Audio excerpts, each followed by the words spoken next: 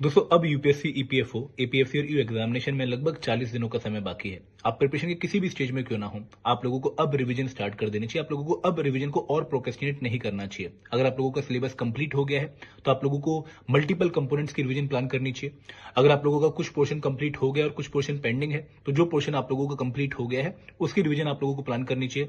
और दोस्तों रिवीजन में भी मैं आपसे यही रिक्वेस्ट करूंगा कि आपको कंप्लीट सिलेबस को हर टॉपिक को दोबारा रिवाइज नहीं करना चाहिए।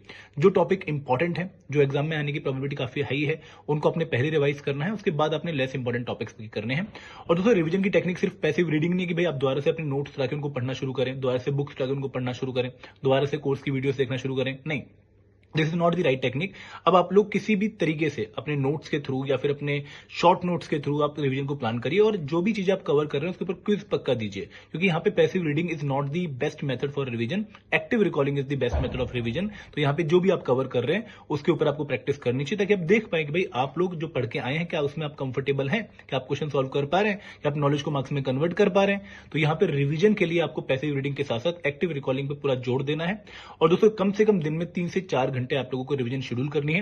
आपकी डेली प्रिपरेशन का जो भी टाइम है उसमें 50% टाइम आपका रिवीजन में जाना चाहिए, क्योंकि एग्जाम बिना रिवीजन के आप क्रैक कर नहीं सकते, क्योंकि एग्जाम की रिक्वायरमेंट ही है रिवीजन। तो यहाँ पे आप लोगों ने अब अपनी रिवीजन को बहुत अच्छे से प्लान कर लेना है। Thank you very much.